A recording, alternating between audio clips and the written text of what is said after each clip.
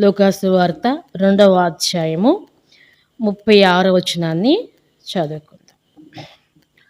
మరియు ఆషేరు గోత్రికురాలును పనీయేలు కుమార్తె అయిన అన్నా అను ఒక ప్రవక్తి ఉండెను. ఆమె కన్యాత్వం మొదలుకుని 7 ఏండ్లు పెనుమిటితో సంసారము చేసి బహుకాలము గడిచినదై 84 సంవత్సరములు విధవరాలై ఉండి దేవాలయము విడువక ఉపవాస ప్రార్థనలతో రేయింబగళ్ళు సేవ చేయుచు ఉండేది. చాలు. ఇక్కడ మనకి ఒక స్త్రీ కనబడుతుంది. ఎవరు ఆమె అంటే అన్నా అను ఒక ప్రవక్తి. అంటే మనం చూస్తే ఇదే పాత నిబంధనలో మరి సమూయేలు గ్రంథంలో రాయబడుతూ వచ్చింది. ఆమె ఎవరంటే హన్నా ప్రవక్తి. ఈమె ఎవరంటే అన్నా. ఆమె హన్నా, ఈమెమో అన్నా అన్నమాట. సరే, ఈమె గురించి పరిశుద్ధాత్మ దేవుడు మరి ఏంటి పలికిన భాగములంటే ఇక్కడ ఈమె ఎవరంటే ఆషేరు గోత్రికురాలంట. ఎవరంటే ఈమె ఆషేరు గోత్రికురాలు. అసలు ఈ ఆషేరు గోత్రం అంటే దీవించబడినటువంటి గోత్రం. చూద్దాం ఒక మాట. ద్వితీయోపదేశకాండము 33వ అధ్యాయము 24వ వచనం. ద్వితీయోపదేశకాండము 33వ అధ్యాయము 24వ వచనం. ద్వితీయోపదేశకాండం 33:24వ వచనం చదువుకుందాం. ఆషేరుని గురించి ఇట్లా, నేను ఆషేరు తన సహోదరుల కంటే ఎక్కువగా ఆశీర్వదింపబడును, అతడు తన సహోదరుల కంటే కటాక్షము నొందును, తన పాదాలను తైలములో ముంచుకొనును. అంటే ఆషేరు ఎలా ఉన్నాడంటే దీవించబడిన వాడుగా, అంతేకాదు కటాక్షం పొందినటువంటి వాడిగా ఆషేరు ఉన్నాడు. అదే గోత్రికురాలు ఈ యొక్క అన్నా ప్రవక్తి అన్నమాట. సరే, ఈమె ఎక్కడ ఉంది అంటే దేవాలయంలో ఉంది. అదే టైంలో మరి ఆ దేవాలయానికి ప్రభు అయిన యేసుక్రీస్తు వారిని తీసుకుని వచ్చారు. మరి ఎవరంటే మరియా, యేసేపు తీసుకొచ్చారు. అప్పుడు ప్రభు అయిన యేసుక్రీస్తు వారు చిన్నవాడు అనమాట. అంటే ఆ యొక్క మరియా యేసు ప్రభు వారికి సున్నం చేయబడిన తర్వాత, ఇంకా ఆమె పరిశుద్ధపరచబడిన తర్వాత, అప్పుడు ఆ యొక్క యేసుక్రీస్తు ప్రభుని దేవాలయంలోనికి తీసుకొచ్చినప్పుడు దేవాలయంలో సుమియేను ఉన్నాడు. ఈ సుమియేను కూడా చాలా భక్తిపరుడు అనమాట. అయితే సుమియేను మరి యేసు ప్రభు వారి గురించి ఎంతో సంతోషిస్తాడు. తర్వాత ఇప్పుడు ఈమె ఎవరంటే అన్నా ప్రవక్తి. సరే అంట, అసలు ఈమె గురించి మనం మాట్లాడుకుందాం. అయితే ఈ అన్నా ప్రవక్తి ఎలా ఉందంటే ఆమె తమ కన్యాత్వం మొదలుకొని 7 ఏండ్లు పెనిమిటితో సంసారము చేసి బహుకాలము గడిచినదై.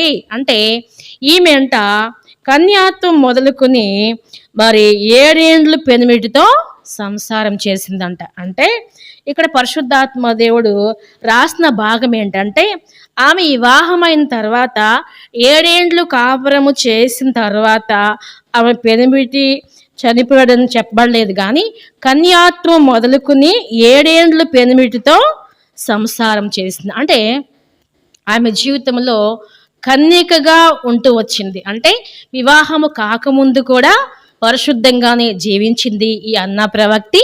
అయితే కన్యాత్వం మొదలుకుని ఇప్పుడు ఆమెకి వివాహమైన తర్వాత 7 ఏండ్లు సంసారం చేసిందంట. 7 ఏండ్లు సంసారం చేశాక తన భర్త చనిపోయాడు. చనిపోయినాక ఈమె ఏం నిర్ణయం తీసుకోవాలి కదా? చనిపోయినాక ఈమె నిర్ణయం ఏంటంటే, సరే ఈమె ఆషేరు గోత్రికురాలు కాబట్టి వాళ్ళకి ఏమి తక్కువ లేదు.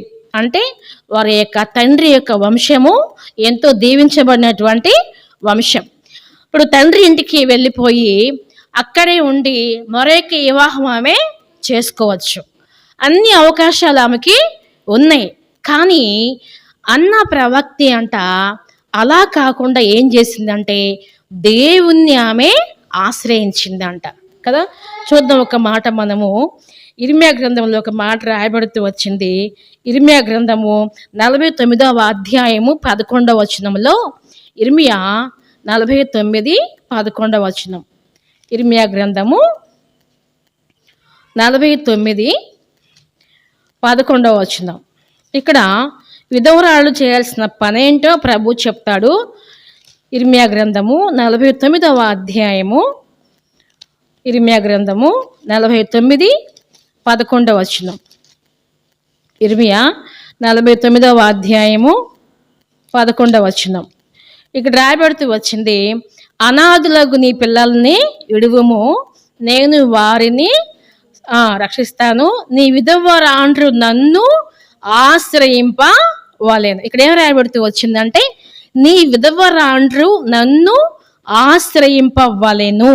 అంటే విధవరాండ్రు అంట ప్రభువుని ఏం చేయాలి? ఆశ్రయించాలి. అయితే దేవుని యొక్క ఆలోచన ఏదో అదే చేసింది అన్న ప్రవక్తి కదా. ఇరిమియాలో మనం చూస్తే విధవరాండ్రు దేవుణ్ణి ఏం చేయాలంట? ఆశ్రయించాలంట. అలా ఇప్పుడు ఈ అన్న ప్రవక్తి అంట భర్త చనిపోయిన తర్వాత మరలా ఇంకో వివాహం చేసుకోవడానికి ముందుకు వెళ్ళలేదు.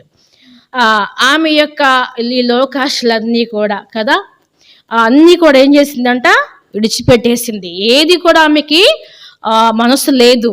దేవుణ్ణి నేను ఆశ్రయించాలి అనుకుంది కదా. యెషయా గ్రంథము 54వ అధ్యాయంలో కూడా మనం చూస్తే 5వ వచనంలో రాయబడుతూ వచ్చింది కదా, నిన్ను చూద్దాం ఆ మాట. యెషయా గ్రంథంలో 54వ అధ్యాయము 5వ వచనం చూడండి ఆ మాట.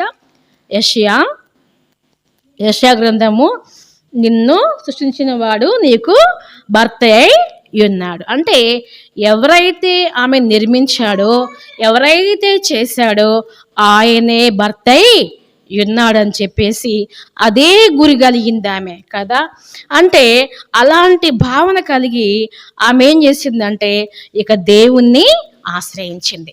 సరే, ఇప్పుడు దేవుణ్ణి ఆశ్రయించింది, మరలా వివాహముకు చేసుకోవడానికి అవకాశాలు ఉన్నప్పటికీ కూడా ఆమె ఏం చేయలేదు? వివాహము చేసుకోలేదు. సరే, ఈ మరలా నేను వివాహం చేసుకోవాలా, నాకంటూ ఒక భర్త ఉండాలని చెప్పేసి అనుకోలేదు. ఎలాంటి ఆశలు లేవు. దేవుణ్ణి ఆశ్రయించింది. తర్వాత ఇప్పుడు ఆమె ప్రవక్తిగా ఉండేను. ఇక్కడ ఏం రాయబడుతూ వచ్చిందంటే, అన్న అను ఒక ప్రవక్తి ఉండేను. ప్రవక్తి అంటే ఏంటి? మన బైబిల్లో మనం చూస్తే మరి పురుషుల్లో ఉన్నారు ప్రవక్తలు, అలాగే స్త్రీలలో కూడా ఉన్నారు ప్రవక్తిలు. అయితే మనం చూస్తే మిరియాము ఎవరు? ఒక ప్రవక్తి. తర్వాత మనం చూస్తే దెబోరా ఎవరు? ఒక ప్రవక్తిగా ఉంటూ వచ్చింది. తర్వాత హుల్దా కూడా ప్రవక్తిగానే ఉంటూ వచ్చింది. అంటే ఇలాంటి ప్రవక్తి అంటే అర్థం ఏంటంటే దేవునికి మనుషులకు మధ్య ఉండి, ఒక మధ్యవర్తిగా ఉండి ఆ దేవుని యొక్క మాటలు మనుషులకు ఏం చేయాలి? చెప్పాలి, తెలియపరచాలి. దేవుని యొక్క చిత్తాన్ని, దేవుని యొక్క ఉద్దేశాన్ని దేవుని దగ్గర తెలుసుకొని మనుషులకు తెలియచేయాలి.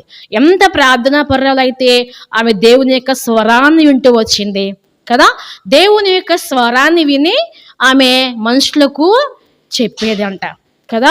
అంటే దేవాలయాన్ని విడవకోకుండా ఉంటూ వచ్చి, ఇంకా ప్రవక్తిగా ప్రార్థన పర్రాలుగా ఉంటూ వచ్చి, అమ్మ నీ గురించి దేవుడు ఎట్లా చెప్పాడని చెప్పేసి మనుషులకు కూడా చెప్పేది. అంటే ఆమె దేవుని యొక్క స్వరాన్ని వింటూ వచ్చింది. అంటే ఒక ప్రవక్తిగా ఉంటూ వచ్చింది. ప్రవక్తి స్థాయిలోనికి వెళ్ళిపోయింది. ఒక ప్రార్థన పర్రాలని కాదు కానీ ప్రవక్తి స్థాయిలోనికి వెళ్ళిపోయింది. సరే, ఇంకా ఏం రాయబడుతూ వచ్చిందంటే ఆమె గురించి ప్రవక్తిగా ఉంది. తర్వాత ఆమె ఏం చేసిందంటే మరి దేవాలయమును విడువక ఏం చేసిందంట? దేవాలయాన్ని విడువక ఉందంట. నిజంగా ఎవరైనా మరి ప్రభు అయిన విశ్వాసం ఉంచిన తర్వాత మందిరానికి వస్తూ ఉన్నప్పుడు భర్తను కోల్పోతే ఏం చేస్తారు? వాళ్ళు నిరాశ చెంది కదా, ఇంకా ఏం దేవుళ్ళే అని చెప్పేసి వెనుకంజ వేసి కదా, అలా ఉండొచ్చు, గొనుక్కోవచ్చు. కానీ ఆమె అలా లేదు. అంటే రూతు ఎట్లా ప్రతికూలంగా ఉన్నప్పటికీ తన జీవితంలో కష్టం ఉన్నప్పటికీ ఎలా దేవుణ్ణి వెంబడించిందో ఈమె కూడా అన్న ప్రవక్తి అంట విధవరాలుగా ఉందంట. విధవరాలై ఉండి దేవాలయాన్ని విడువక. విధవరాలుగా ఉంది, విధవరాలుగా ఉంటూ దేవాలయాన్ని విడువక అంట ఏం చేసిందంట ఆమె ఉపవాస ప్రార్థనలతో రేయింబగళ్ళు సేవ చేయుచు ఉండేను. ఏం చేసిందంటే ఇప్పుడు ఆమె యొక్క ప్రవక్తిగా ఉంది. ఫస్ట్ అవునా, ఒక ప్రవక్తి అంటే దేవుని యొక్క స్వరాన్ని విని ఆ మనుషులతో ఆ మాటలు చెప్పేది ఫస్ట్. రెండవదిగా మనం చూస్తే ఆమె దేవాలయాన్ని విడువుకోకుండా ఉందంట కదా. అందుకే మనం చూస్తే హెబ్రీ పత్రికలో ఒక మాట రాయబడుతూ వచ్చింది, 10వ అధ్యాయము 24వ వచనం. ఇక్కడ పౌలు చెప్తాడు హెబ్రీ పత్రికలో 10వ అధ్యాయము 24వ వచనం. హెబ్రీ పత్రిక 10:24వ వచనం. కొందరు మానుకొనుచున్నట్టుగా సమాజముగా కూడుట మానక ఒకరినొకడు హెచ్చరించుచు ఆ దినము సమీపించిన కొలది ఏం చేయాలంట, మరి ఎక్కువగా అలాగూ చేయొచ్చు. అంటే సమాజముగా కూడుట మనం ఏం చేయకూడదు, మానకూడదు. అంతేకాదు ఈ స్త్రీ ఏం చేసిందంటే దేవాలయాన్ని విడవలేదంట. అంటే ఏ మీటింగ్ అయినా ఆమె హాజరయ్యిద్ది. పలానా అన్న ప్రవక్తి ఆమె ప్రతి మీటింగ్కి ఏమవుతుంది, హాజరవుతుంది. రేయింబగళ్ళు అక్కడ రాయబడుతూ వచ్చింది కదా, ఉపవాస ప్రార్థనలతో రేయింబగళ్ళు సేవ చేయుచుండెను. మొట్టమొదటిగా మనం చూస్తే ఆమె ప్రవక్తిగా ఉంటూ వచ్చింది. రెండవదిగా మనం చూస్తే ఆమె దేవాలయాన్ని విడవలేదు కదా, దేవాలయాన్ని విడవలేదు. తర్వాత మనం చూస్తే ఆమె ఎలా ఉంది అంటే మరి ఉపవాస ప్రార్థనలతో రేయింబగళ్ళు సేవ చేయుచుండెను. అంటే అసలు ఆమెకి ఏంటి అవసరం, ఉపవాసం ఉండాల్సిన అవసరం ఏంటి, వెనకాల ఆమెకి ఎవరున్నారు? ఇక్కడ అన్న ప్రవక్త గురించి రాయబడినట్లు ఆమెకి పిల్లలు కూడా ఉన్నట్టుగా లేరు, అక్కడ రాయబడలేదు కదా. అయితే అసలు ఎందుకు ఆమె ఉపవాసం ఉండాలి కదా, దేనికోసం ఉపవాసం ఉండాలి? దేనికోసం అంటే యెరూషలేము క్షేమం కోసం, ఇశ్రాయేళ్ల క్షేమం కోసం కదా, సంఘ క్షేమం కోసము ఆమె ఏం చేసిందంట, రాత్రింబగళ్ళు కూడా ప్రార్థనలు చేస్తూ రేయింబగళ్ళు ప్రార్థన చేస్తుందంట, ఉపవాస ప్రార్థనలతో కదా. నిజంగా ఇలాంటి భారం అనేది మనకి ఉండాలి. సంఘం విషయంలో ఏం చేయాలంట, ఉపవాసం ఉండి ప్రార్థన చేయాలి. నిజంగా మన కోసం మనము చేసుకునే ప్రార్థన ఒక ఎత్తు అయితే, రెండవదికి ఏంటంటే సంఘం కోసం మనం ఏం చేయాలంట, ఉపవాసం ఉండి భారంగా ప్రార్థన చేయాలి. అది కనబడని పరిచర్య. కనబడేది అదేమన్నా, కనబడని పరిచర్యకు దేవుడే ప్రతిఫలము ఇస్తాడు. నిజంగా ఈ స్త్రీ ఎలా ఉందంటే ఉపవాసం ఉందంట. ఉపవాసం ఉండి రేయింబగళ్ళు ఏం చేసిందంట, సేవ చేయుచు ఉండేను. సేవ అంట అది. మనం ప్రార్థన చేస్తే అది ఏంటంట, గొప్ప సేవ. అది మనము ఏ సహాయం చేసినా చేయకపోయినా ఇతరుల గురించి, ఎదుటి వాళ్ళ గురించి ప్రార్థన చేస్తే వాళ్ళకు మనం సేవ చేసినట్టే. సేవ అంటే ఏదో కాదు కదా, ఇక్కడ నిలబడి వాక్యం చెప్పడమే సేవ అని కాదు కదా. మనం కూర్చుని ఒక మూల కూర్చుని అందరి కోసం మనం ప్రార్థన చేసినప్పుడు అది గొప్ప సేవ. నిజంగా ఈ అన్న ప్రవక్తి ఎలా ఉందంటే సేవ చేస్తూ వచ్చిందంట కదా. రేయింబగళ్ళు ఉపవాస ప్రార్థనలతో సేవ చేసింది. మొట్టమొదటిగా ఆమె ప్రవక్తిగా ఉంటూ వచ్చింది. రెండవదిగా మనం చూస్తే ఆమె దేవాలయాన్ని ఏమాత్రము కూడా విడవలేదు. మూడవదిగా చూస్తే ఆమె ఏం చేసింది, రేయింబగళ్ళు ఉపవాస ప్రార్థనలు చేస్తూ సేవ చేయుచుండెను. ఎవరి కోసము అంటే ఇశ్రాయేళ్ల క్షేమం కోసం. నిజంగా ఆమె గురించి చదువుకుతున్నప్పుడు నిజంగా ఎంత భారం ఆమెకు ఉంది. అసలు ఆమెకి ఏ స్వార్థము లేదు కదా, ఏ స్వార్థము లేదు. అనేకుల కోసం అక్కడ కూర్చునేది కావచ్చు దేవాలయంలో. నిజంగా రాయబడుతూ వచ్చింది ఆమె అంట 84 సంవత్సరములు విధవరాలై ఉందంట. వివాహం ఎన్ని సంవత్సరాలుగా అయింది తెలియదు. అయితే 7 ఏళ్ళకి పెనిమిడితో సంసారం చేసింది. తర్వాత 84 ఏళ్ళు విధవరాలుగా ఉంటూ వచ్చింది. అంటే దాదాపుగా 100 సంవత్సరాలు దాటిపోయినాయి ఆమెకు. అంతవరకు కూడా ఆ దేవాలయాన్ని కనిపెట్టుకుంటూ రాత్రింబగళ్ళు ప్రార్థనలు చేస్తూ ప్రవక్తిగా ఉంటూ కదా మరి ఎంతగానో సేవ చేసింది అన్న ప్రవక్తి. ఒక ఆమె ఉండేది చల్లపల్లో. మేము మందిరానికి వెళ్ళేటప్పుడు మరి సుబ్బమ్మ అమ్మ అని ఒక ముసలామె అనమాట. ఆమె ఆమె ఎలా వచ్చింది మందిరానికి అంటే చాలా ముసలి వయసులో, అంటే దాదాపుగా అప్పటికే 70 ఏళ్ళు ఆమెకు ఉండొచ్చు.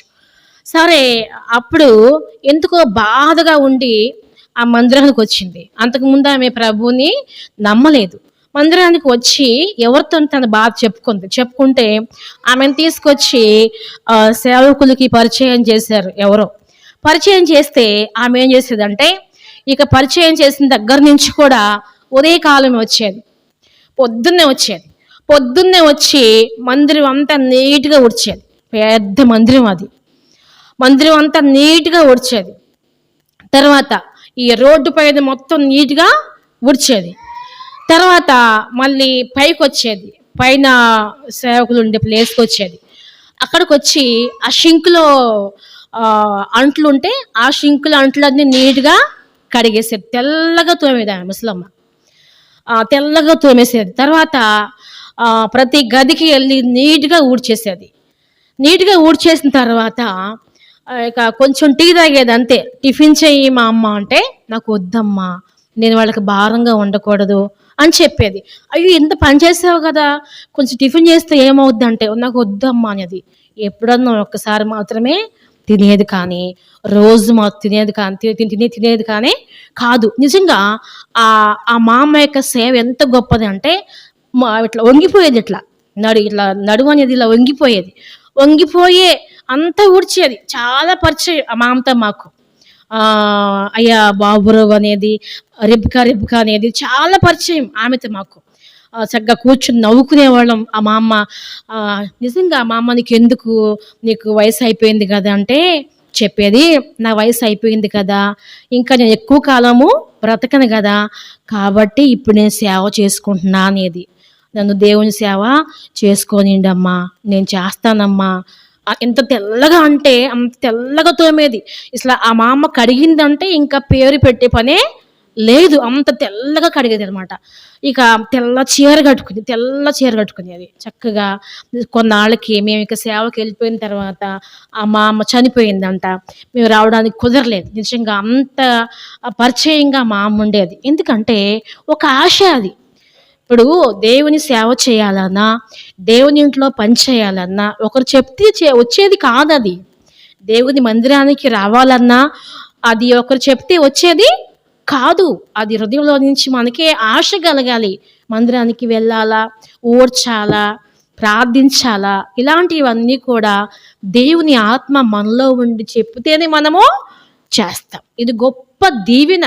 మనకి లోకంలో ఏమున్నా ఏమి లేకపోయినా దేవుని ప్రేమించేటువంటి మనసు మనకుంటే అది గొప్ప ఆశీర్వాదం. నిజంగా అన్న ప్రవక్త ఏం చేసిందంట, దేవుని మందిరాన్ని ప్రేమించింది ఆమె కదా. ఆమె నిజంగా చూస్తే ఆ గోత్రము దీవించబడిన గోత్రంలో పుట్టింది. మంచి మంచి ఇల్లు ఉండయేమో, కానీ వాటిని ఇష్టపడలేదు ఆమె.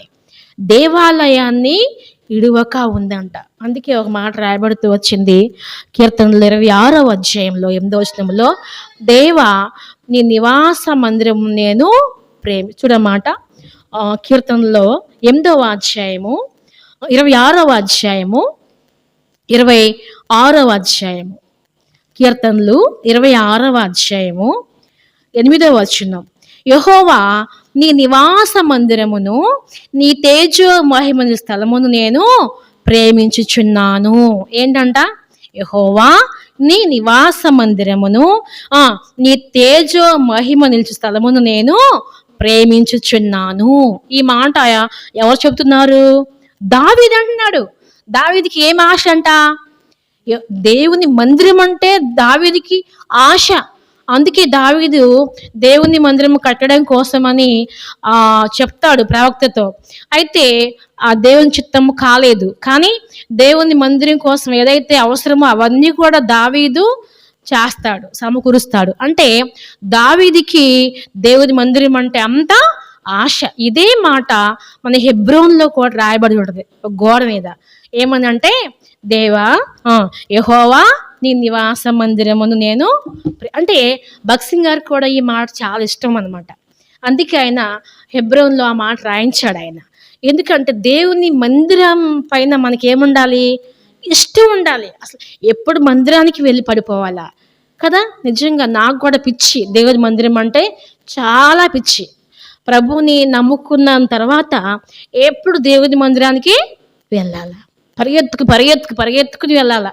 ఈ చెమటలు గారినా, వర్షం వచ్చినా, ఏమైనా కూడా పర్వాలేదు కదా. అంటే అంత ఆశ మనలో ఉండాలి. అక్కడ వాక్యం చెప్పేది ఎవరు, బాగా చెప్తున్నారా లేదా, ఇవన్నీ కూడా మనకు అనవసరం.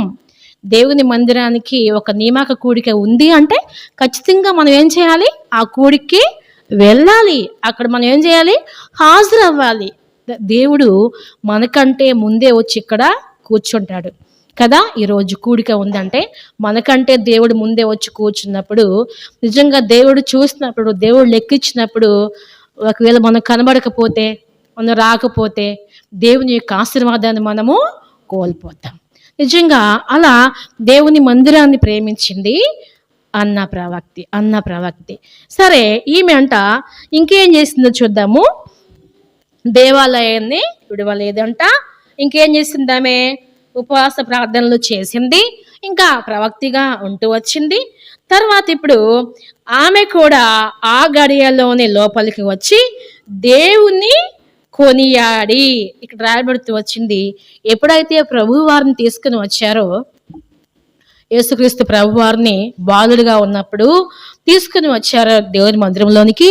అప్పుడంట ఆ ప్రవక్తి అంట ఆ బాలుడిని, ప్రభు వారిని చూసి అంట దేవుని కొనియాడింది అంట. ఏం చేసింది? దేవుణ్ణి కొనియాడింది. ఆహాహా, గొప్ప రక్షణ మాకు రాబోతుంది, రక్షకుడు మా కొరకు పుట్టి ఉన్నాడు అని చెప్పేసి సంతోషంతో, ఆనందంతో ఏం చేసిందంట? కొనియాడింది. ఈమె ఏం చేసింది? దేవుణ్ణి ఘనపరిచింది. ఈమెకేం అలవాటు ఉంది? దేవుణ్ణి కొనియాడేటువంటి అలవాటు ఉంది. దేవునికి ఏది ఇష్టం చెప్పండి? ఏది ఇష్టం దేవునికి? ఆరాధన అంటే దేవునికి ఇష్టం. నిజంగా మనం దేవుణ్ణి ఏం చేయాలి? ఘనపరచాలి. ఈ స్త్రీ ఏం చేసిందంటే కొనియాడిందంట కదా. ఆమె కూడా ఆ గడియలోనే లోపలికి వచ్చి దేవుని కొనియాడింది. ప్రభువుని చూసింది, సంతోషంగా ఉండొచ్చు కదా. లేదు, ఏం చేసిందంట?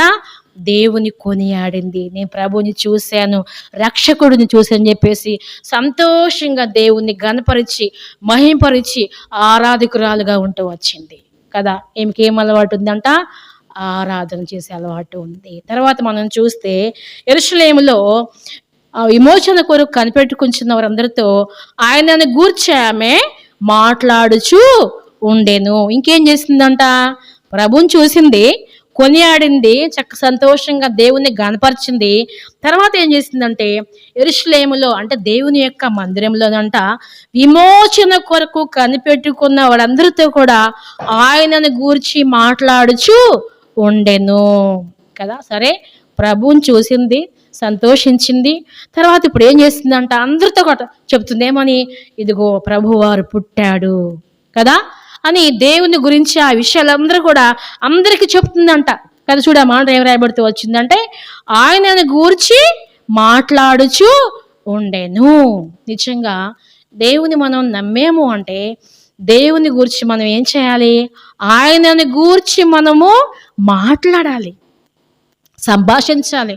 ఒక ఇద్దరు ముగ్గురం కూర్చుంటే సంభాషణ ఎలా ఉంటుంది? సంభాషణ మనకి దేవుని బిడ్డలమే కావచ్చు కదా. అయినప్పటికీ ఏం మాట్లాడుకుంటాం మనము? ప్రభు కార్యాల కన్నా మనుషుల గురించి ఎక్కువ చెప్పుకుంటాం. వీళ్ళు ఇట్లా, వాళ్ళు అట్లా, వ్యర్థమైనటువంటి ప్రతి మాట మనం మాట్లాడుతూ ఉంటాం. కానీ ఆమె ఏం చేసిందంట? ఆయనను గూర్చి మాట్లాడుచుండెను. ఆయనను గూర్చి నువ్వు మాట్లాడుతున్నావా? నువ్వు ఎక్కడికి వెళ్ళినప్పుడు, నువ్వు బయటికి వెళ్ళినా, బంధువుల్లో ఉన్నా ఆయనను గూర్చి మనం మాట్లాడేటువంటి వారంగా ఉండాలి. నిజంగా ఆయన యొక్క మాట మన నోట్లో ఉండాలి. ప్రభువుని గూర్చి మనం ఏం చేయాలి? బోధించాలి. ప్రభువుని గూర్చి మనం ఏం చేయాలి? ప్రకటించాలి. ప్రభువుని గూర్చి ఎల్లప్పుడూ మనం మాట్లాడేటువంటి వారంగా ఉండాలి. ఎవరికి వస్తాయి ఈ మాటలు?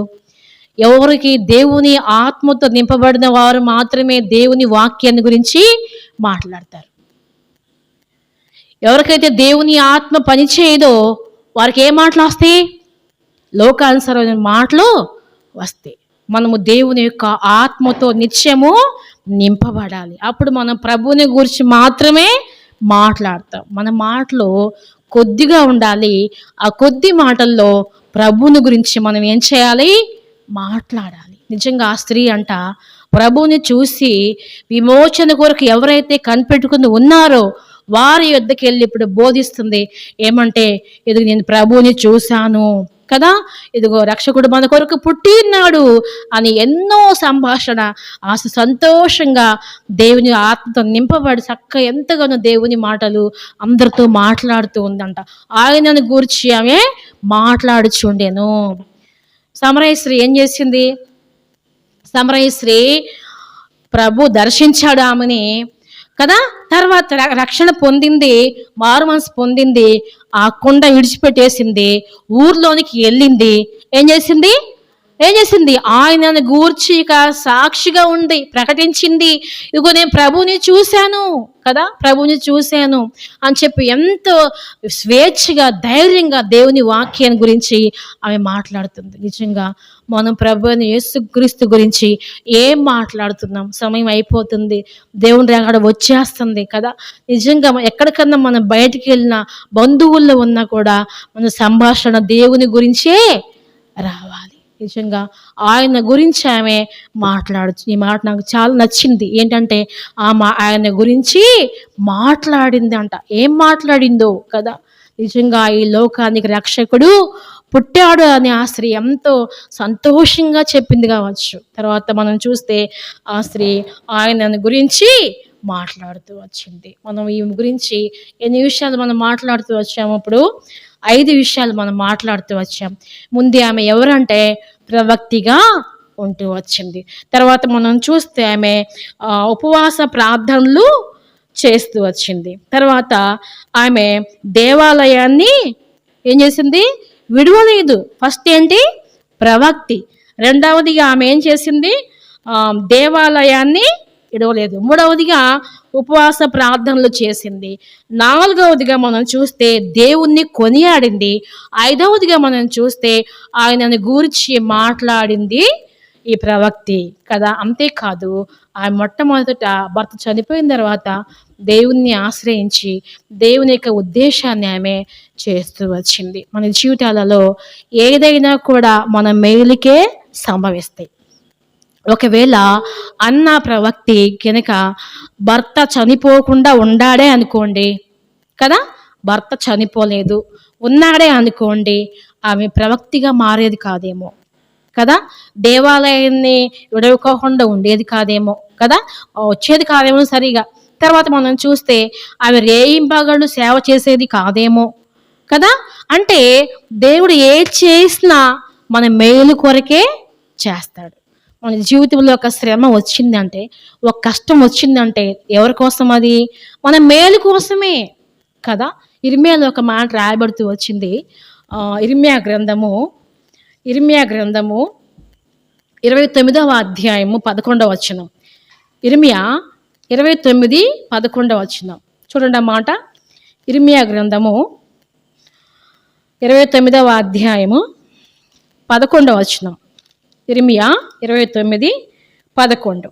నేను మిమ్ముని గూర్చి ఉద్దేశించిన సంగతులను నేను ఎరుగుదును, రాబోవు కాలమందు మీకు నిరీక్షణ కలుగునట్లుగా అవి సమాధానకరమైన ఉద్దేశములే కానీ హానికరమైనవి కావు. ఇదే యెహోవా వాక్కు. ఏంటంట? నేను మిమ్ముని గూర్చి ఉద్దేశించిన సంగతులు అవి ఏంటంట? నేను ఎరుగుదును, రాబోవు కాలమందు మీకు నిరీక్షణ కలుగునట్లుగా అవి సమాధానకరమైన ఉద్దేశాలే కానీ హానికరమైనవి కావు. నిజంగా దేవుని యొక్క ఉద్దేశాలు ఏంటంటే సమాధానకరమైనవే. ఆయన ఉద్దేశాలు ఎంతో అనంతమైనవి, వేరు, మనకు కనబడవై తెలియదు, మన గ్రహింపులోనికి రావు. కానీ ప్రభు మన జీవితాల్లో ఏ చేసినా మన మేలు కోసమే చేస్తాడు. సమకూడి జరుగుతూ ఉంది. నిజంగా అన్న యొక్క జీవితంలో అంతగా ప్రభువునే భర్తగా ఉంది, ప్రభువునే ఆనుకుంది, ప్రభువునే ఆశ్రయించింది, ఒక ప్రవక్తిగా మారిపోతూ వచ్చింది. అంతేకాదు వృద్ధాప్యములో ఆమె 100 ఏళ్ళు దాటాక ఆమె ప్రభువుని చూసింది. గొప్ప దర్శనం కదా, దేవుణ్ణి చూసింది ఆమె.